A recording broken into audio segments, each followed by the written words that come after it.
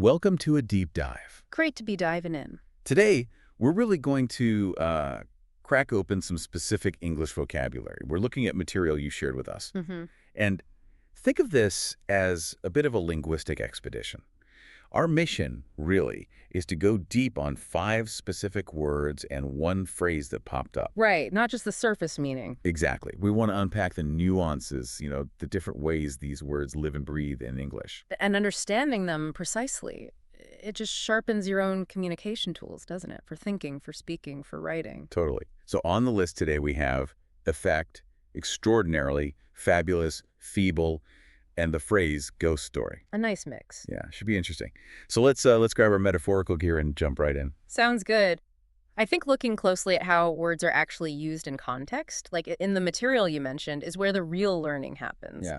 It's not just the dictionary definition, but the function, how they shape the message, how they work. Okay, let's unpack this first one then, because it's a word that definitely wears 2 hats, as they say. Right. We're starting with effect, spelled E-F-F-E-C-T. Right. And the core thing here, the key insight, is that it works as a noun or as a verb. Yeah. And those roles are really quite different. Okay, so let's zero in on effect as a noun first. Okay. So when effect is a noun, its meaning is consistently about the outcome, the result. It's a change that happens because of something else, the consequence, the influence. So you've got your cause, and then you have the effect. The noun is that effect. Precisely. It's the what happened part, that basic principle. Every cause has an effect. The noun effect is that resulting thing. Okay, makes sense. So looking at the examples we have, this plays out in lots of ways, like medicine and pain. Mm-hmm. The material mentions an immediate effect. So that's not the medicine doing something. It's the result, right? The relief you feel almost instantly. Exactly. It's the direct outcome, the consequence of taking the medicine. And you can scale that way up, too, like climate change. Yeah, the material points to a major effect on global weather patterns. So again, not the process of change itself, but the big results we see. The influences on weather systems worldwide because of the change, the large-scale consequences. That's it. And you see it in creative stuff, too, like movies. Special effects. Right. Those aren't the computers or cameras, are they? No. They're the outcomes, the visual illusions, the amazing scenes that the technology and the artists produce, the results on screen. The things designed to wow you. Exactly. And words, too. Or actions. They can have a big impact. Yeah, the material says her words had a profound effect on his decision. So her words are the cause. And his change decision is the effect, the result, the deep influence. Right, the outcome her communication produced. Or thinking about policy, like a new law comes in, and the material talks about a positive effect on the economy. So the policy is the cause. The good outcome for the financial system is the positive effect. The result they were hoping for, maybe. Could be. But results aren't always intended, are they? Think about medication side effects. Yeah. Good point. The material mentions several side effects. These are those secondary consequences. Outcomes beyond what the drug was meant to do. Things you have to consider? Definitely. They're results of the drug interacting with the body in different ways. Even simple things, like noise. Yeah. The material notes noise can have a jarring effect, so the noise is the cause. And the unsettling feeling, the disturbance to the peace, that's the effect, the outcome of the sound. Makes sense. And what about lots of small things adding up? The cumulative effect. Yes, the material mentions a cumulative effect of small efforts. But that's not each little effort. No, it's the combined result, the total outcome that builds over time. The effect is the sum of all those actions leading to something bigger. Like success built piece by piece. Could be. And visuals, again, maybe theater lighting. Yeah. The material talks about a sudden change in light creating a dramatic effect. Okay, so the light change is the cause. And the striking impact, the mood it creates, that's the dramatic effect, the visual outcome. Got it. And communication hitting the mark, like a speech. Right. If it achieves what it set out to do, the material says it had the desired effect. The speech happened. Cause, the impact on the audience was the result. Effect. Classically. Sometimes things cascade too, dominoes. The domino effect, yes. A small change triggers it. So the small change is the cause. And the chain reaction, one result causing another, then another. That whole sequence is the domino effect. It's a series of outcomes. Unforeseen, maybe? Often, yes. And thinking long term. like diets. Right, the long-term effects of a new diet. The diet changes the cause. The consequences that show up over time, those lasting outcomes, are the long-term effects. Things that might not be obvious right away. Exactly. What about games? Sound effects. Oh yeah, crucial for immersion. Right. The design sounds are the input, the cause. And the more engaging experience, that feeling of being in the game, that's the auditory effect. The result. Well put. And like dominoes, but maybe spreading outwards. Ripples. The ripple effect. Yeah. The material mentions the ripple effect of her action. Her actions are the cause. And the influence spreading out, the outcomes felt way beyond the initial action, through the community maybe. That's the ripple effect. Perfect. And it gets fascinating with psychology. The placebo effect. Ah, the power of the mind. Kind of. The inactive treatment, or maybe the belief in it, is the cause. And the real perceived outcome, driven by psychology, that's the placebo effect, a psychological result. It's quite something. Even simple physical things like temperature. Cold water having an invigorating effect. Right. Water's the cause. The stimulating feeling is the effect. Okay. And laws again. The main goal. The primary effect. Like a law aimed at reducing pollution. The law is the cause. The main intended outcome, less pollution, is the primary effect. Gotcha. Physical properties too. Heat affecting elasticity. Heat's the cause. The change in flexibility is the noticeable effect. And visually. Yeah. Light and shadow creating an illusionary effect. The light and shadow interacting is the cause. The deceptive impression is the effect. Okay. So wrapping up the noun form.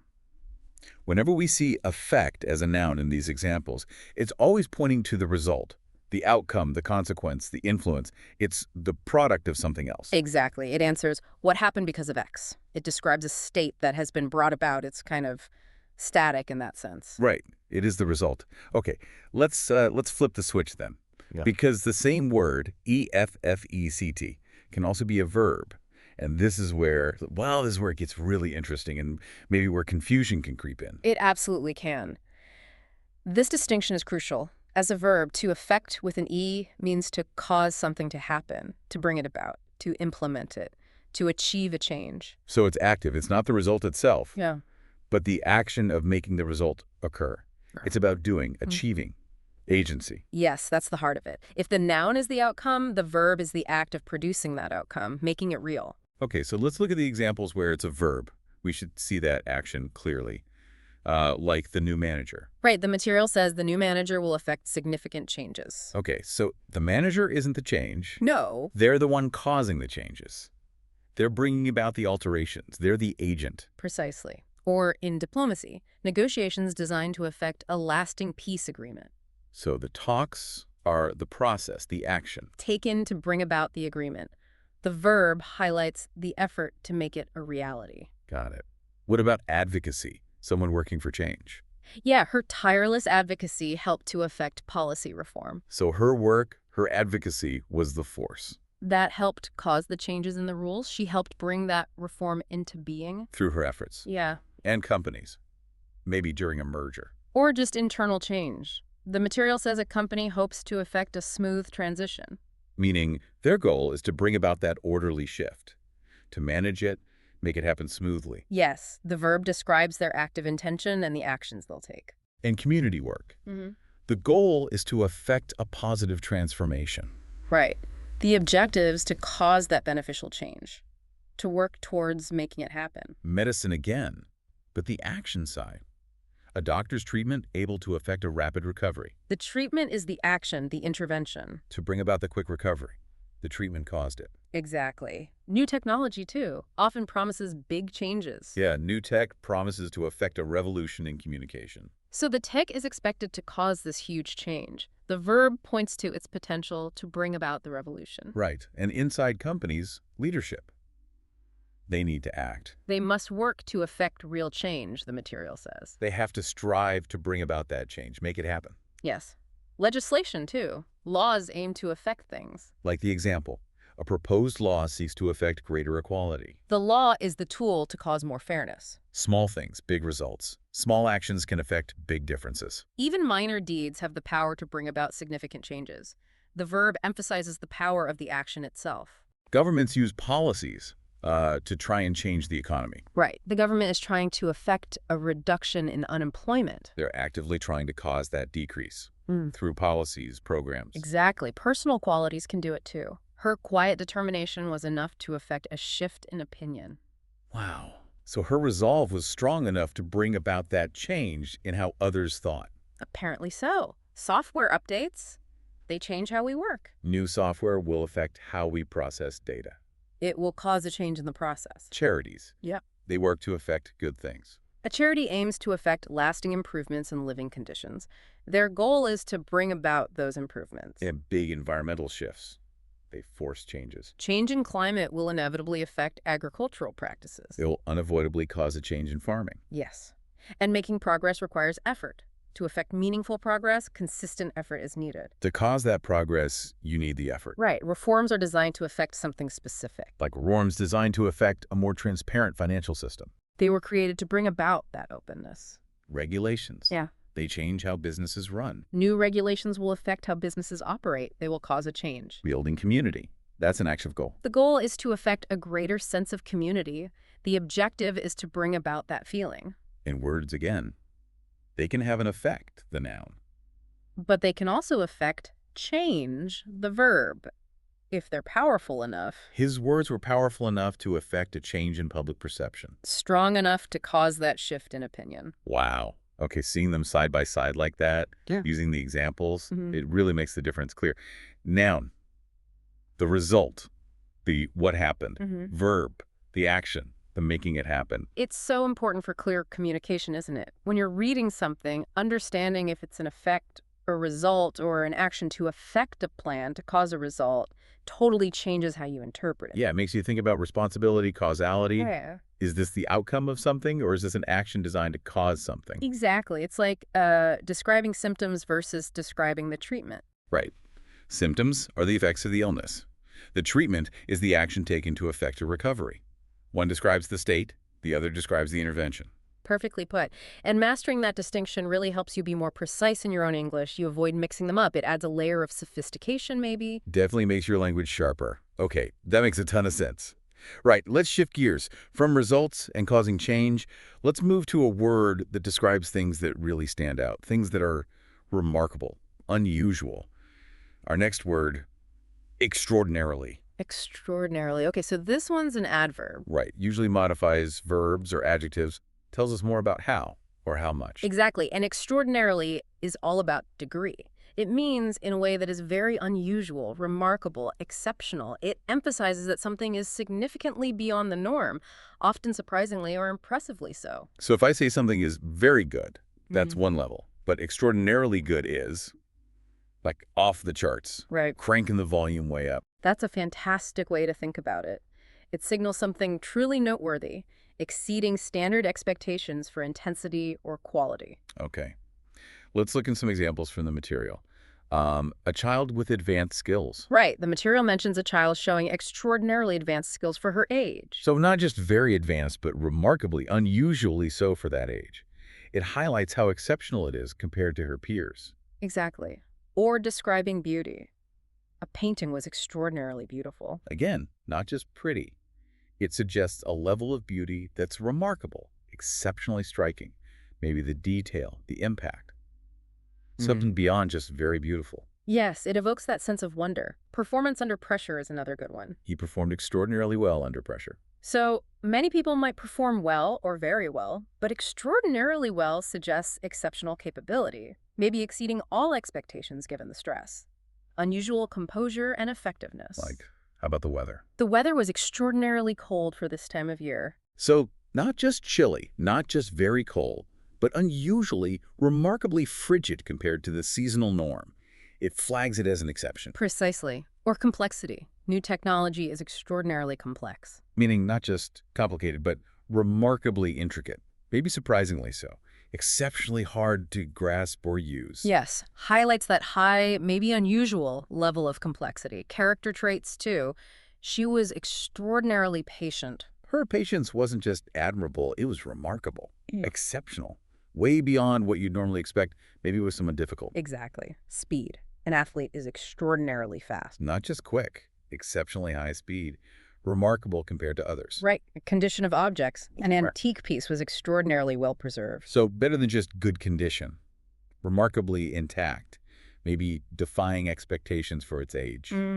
Atmosphere. The silence was extraordinarily unsettling. Wow. So the quiet wasn't just a bit eerie. It was unusually, remarkably disturbing, profoundly affecting the feeling of the place. Yeah, it adds that intensity. Talent. He is an extraordinarily talented musician. Exceptionally skilled, standing out remarkably from other musicians. Difficulty of tasks. The project was extraordinarily difficult. Not just hard, remarkably challenging, maybe pushing limits, making success even more noteworthy. Exactly. Mental abilities. Her memory is extraordinarily sharp. Exceptionally keen, remembers things with remarkable precision. Insight.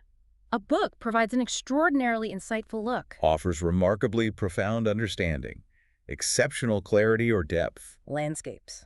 The landscape was extraordinarily diverse. An exceptionally wide range of features, maybe surprisingly so in one area. Communication. He spoke extraordinarily eloquently. Remarkably fluent and persuasive. Exceptional speaking skills. Taste. The cake tasted extraordinarily delicious. Exceptionally wonderful flavor. Memorable, remarkable quality. Beyond just very tasty. Design. A new building has an extraordinarily innovative design. Remarkably creative, original, forward-thinking. Exceptionally so. Handling crises. She handled the crisis extraordinarily calmly. Exceptional composure under pressure. Remarkably steady. Views. The view was extraordinarily breathtaking. Remarkably awe-inspiring. Exceptionally stunning. Judgment. Showed extraordinarily good judgment. Exceptionally sound decision-making. Remarkably wise, maybe in a tough spot. Yeah. So, reflecting on all those, extraordinarily really does push things beyond just very. It signals something truly standing out, often with surprise or admiration. Remarkable intensity, quality, or uniqueness. Absolutely. It tells your listener or reader that this isn't just slightly above average, it's significantly so. To a degree that's uncommon or remarkable, it's the word for exceptionalism. That's a really useful way to think about it. It makes you consider the exact level you want to convey. Like, when is something just very good versus extraordinarily good? It feels much stronger, more definitive about the exceptional nature. It is. Can still be within the realm of common experience, just the high end of it. Extraordinarily suggests you've stepped beyond that range. A very good meal is nice. You might have it often. An extraordinarily good meal is maybe a once-in-a-lifetime thing. That's a perfect analogy. It adds that layer of remarkable uncommonness. It elevates the description significantly. Okay, that really sharpens it. Great. So, from things that are remarkably intense, let's shift to a word that often describes things as wonderfully impressive, sometimes with a more informal, enthusiastic feel. Our next word, fabulous. Fabulous. Right, this is an adjective used to describe nouns. And it seems to have a couple of flavors, too. It does. The material shows its core meaning includes being extraordinary, especially in size or greatness. Think fabulous wealth. Okay, like really grand. Yes, but also, and perhaps more commonly used today, it just means extremely good or impressive. And as you said, it's very often used informally to show great pleasure or approval. Enthusiasm. So it can be literally grand or just feel grand because it's so good or enjoyable. It carries that sense of delight, maybe. High quality, often with warmth. Yes, exactly. It conveys something amazing, wonderful, extremely enjoyable, often with that casual, enthusiastic tone. Let's look at the examples. An experience. We had a fabulous time at the party. Not just good. Yeah. Extremely good. Enjoyable. Sounds like enthusiastic feedback. Right. Appearance is a common one. Her new dress looks absolutely fabulous. Not just nice. Yeah. Incredibly impressive. Striking. Yeah. Strong approval. Quality of food. The restaurant serves fabulous food. Extremely good meals. Impressive quality. Highly enjoyable. Ideas. He came up with a fabulous idea. Extremely impressive concept. Creative, promising, stands out positively. Scenery. The view from our room was fabulous. Wonderfully impressive scenery. Breathtaking, maybe? Evokes delight. Personal qualities. She has a fabulous sense of style. Exceptionally good fashion taste. Impressive. Stories. We heard a fabulous story about his adventures. Extraordinary. Entertaining tale. Captivating, impressive. Conditions. Mostly. The weather was fabulous for our picnic. Wonderfully suitable. Perfectly sunny, maybe. Enhanced the enjoyment. Performance. He gave a fabulous performance. Exceptionally good show. Highly impressive. Well received. Events. Often with enthusiasm. The concert was absolutely fabulous. Yeah, absolutely. And the exclamation mark. really emphasize that informal excitement. Unequivocally, extremely good. Exactly. Work quality. You did a fabulous job on that report. Strong praise. Outstanding quality. Skillful work. Now that other sense, extraordinary scale, the fabulous wealth of the ancient kingdom. Ah, right. Here it means immense, extraordinary riches. Remarkably great scale. Almost mythical. Precisely. Overall experiences, the holiday was fabulous from start to finish. Extremely enjoyable, wonderfully impressive the whole time. Possessions.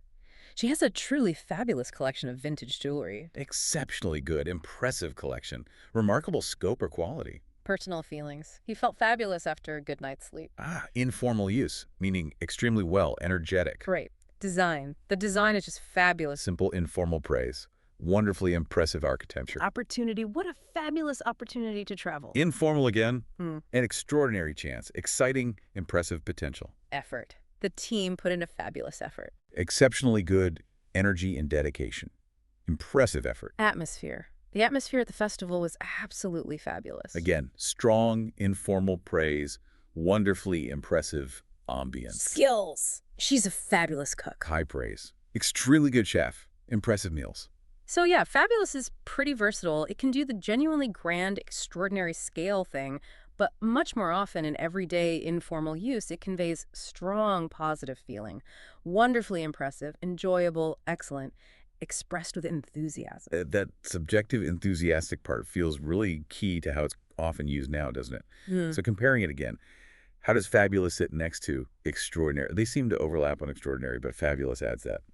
Delight.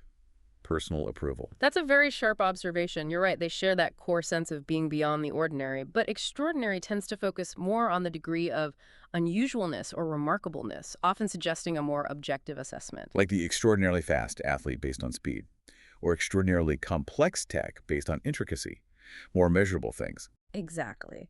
Fabulous, while it can be extraordinary in scale, mostly carries that strong subjective element in informal use. Pleasure, approval, delight. It's about something being impressively good in a way that makes you feel good or makes you want to praise it. Ah, okay. So you probably wouldn't call complex tech fabulous unless you were, like, really gushing about the design? Probably not just for its complexity, no. But a great party, a beautiful dress, a delicious meal, those are classic fabulous things. I see. So maybe an engineer comes up with an extraordinarily clever solution, objective ingenuity, Yeah. but the party celebrating it is fabulous subjective enjoyment. That's a perfect distinction. Fabulous often links to enjoyment, aesthetics, experiences, positive emotional reactions. Extraordinary is broader. It applies to anything significantly unusual or remarkable, positive, negative, or neutral, though usually positive.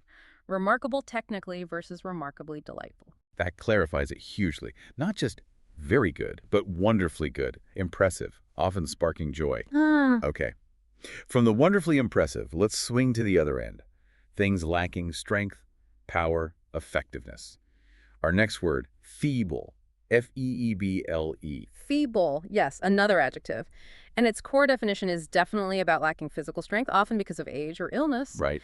But the examples show it stretches much further. It can describe a lack of strength in character, conviction, or just being weak, inadequate, ineffective in a more abstract way. So it suggests weakness, fragility, applying to people, but also arguments, efforts, even objects if they're insufficient or ineffective, carries a sense of vulnerability or failure. Exactly that. It implies a notable lack of power or effectiveness, something easily overcome or dismissed. Let's look at the range in the examples. Physical state.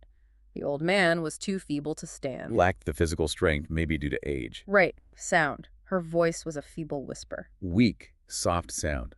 Lacked power, maybe from weakness or fear. Attempts. He made a feeble attempt to apologize. Weak effort. Not convincing. Didn't achieve its goal. Light. The lamp cast a feeble light. Weak illumination. Inadequate for the room. Arguments. The argument he presented was quite feeble. Weak reasoning. Unconvincing. Lacked intellectual strength. Easily knocked down. Physical state after illness. She felt too feeble to go to work. Lacked strength. Too weak for the job. Protection. The security system offered only feeble protection. Inadequate safeguarding. Lacked strength against real threats. Humor. His joke was a feeble attempt at humor. Weak try. Failed to amuse. Lacked comedic strength. Animal sounds. The injured bird gave a feeble chirp. Weak sound, likely due to injury. lacked normal strength. Efforts generally. Despite his promises, his efforts were often feeble. Frequently ineffective, lacked determination or impact. Weak attempts. Structures. The old building stood on feeble foundations. Weak supporting base, lacked necessary strength for stability. Excuses.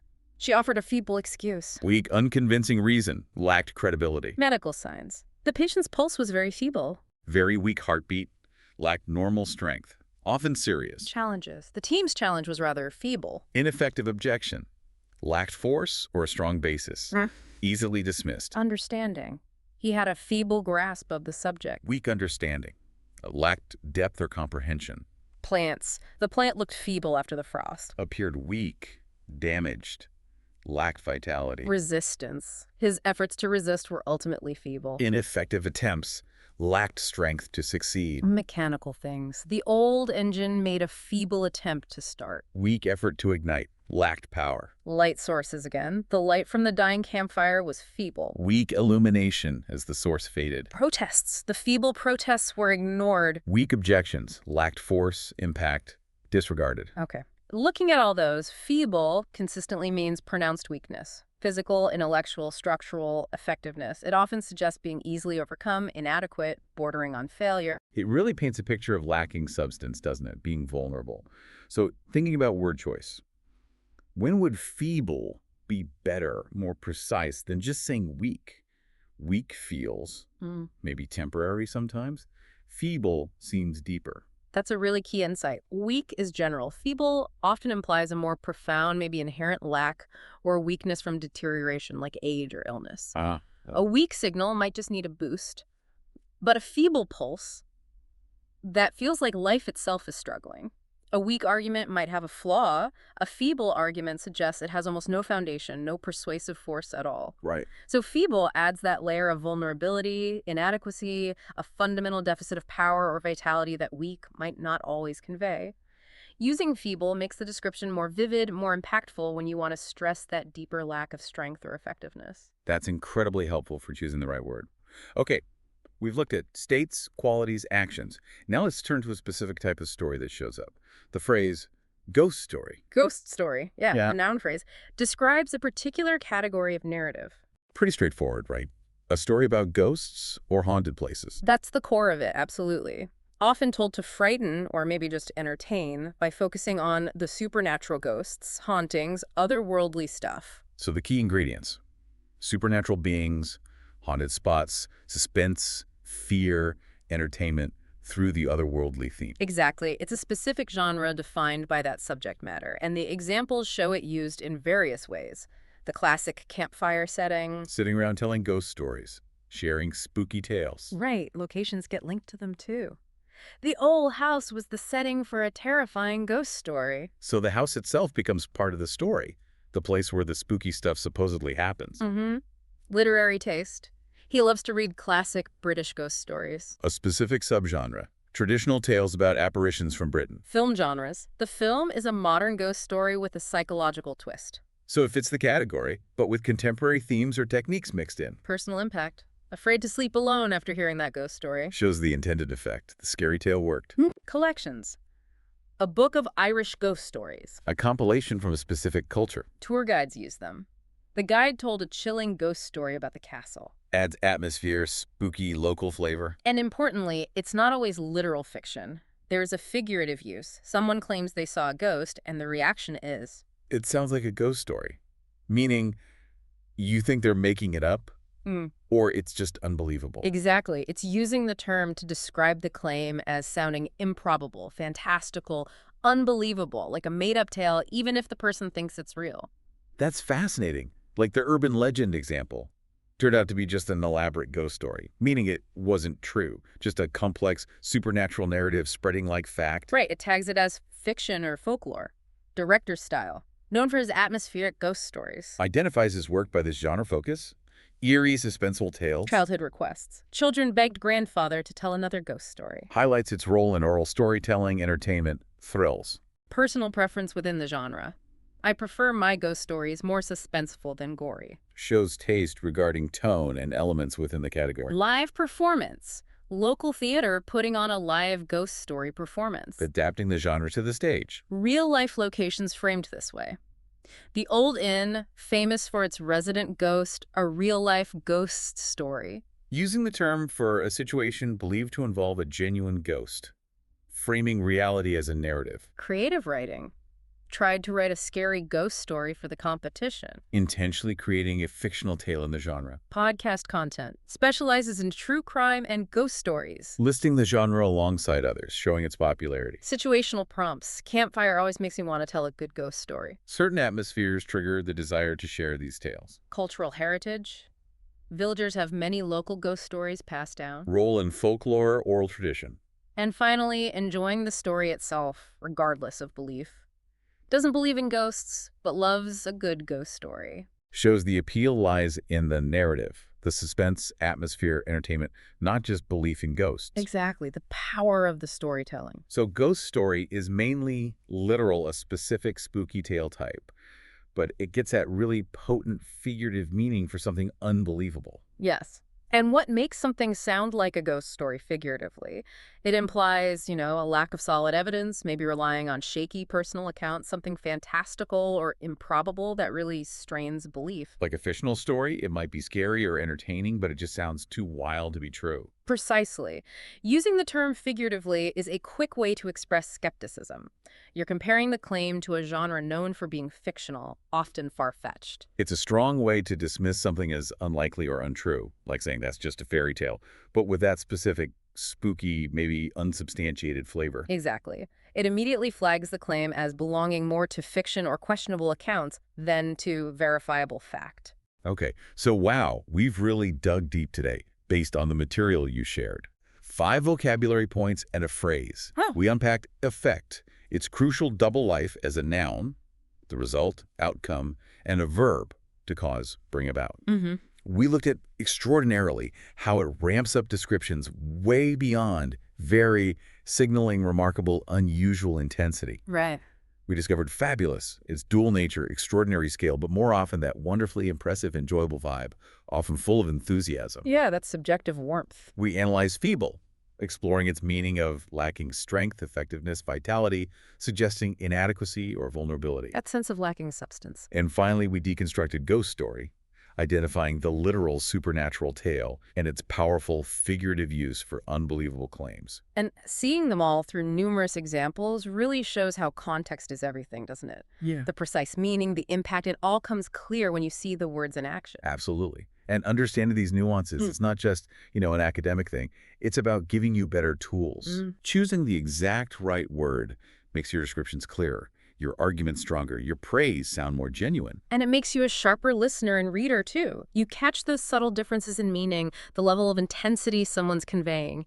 Your comprehension gets deeper. Yeah, navigating articles, reports, conversations, it all becomes clearer. Your communication just gets more impactful overall. Precision in language really is precision in thought. These words, used carefully, can make a big difference. So hopefully, this whole exploration has given you, our listener, a much clearer picture of how to use these words well. As you go about your day, maybe listen out to them. Look for them when you read. Maybe even go back to the sources you shared and see them with fresh eyes. And definitely try using them. Experiment. See how choosing extraordinarily instead of very, or distinguishing the noun-verb effect, or deciding if something's fabulous or just good or feeble versus weak, see how it changes things. And maybe here's something to think about, to mull over. How can a careful, maybe even an extraordinarily precise use of language affect a truly fabulous transformation in how people see your ideas? How can it stop your point seeming feeble and make sure your message is as compelling, as memorable as maybe a good ghost story? Ooh, that's a powerful thought to end on. Thanks everyone for joining us on this deep dive into vocabulary. We really hope you feel better equipped to use these words with confidence and precision.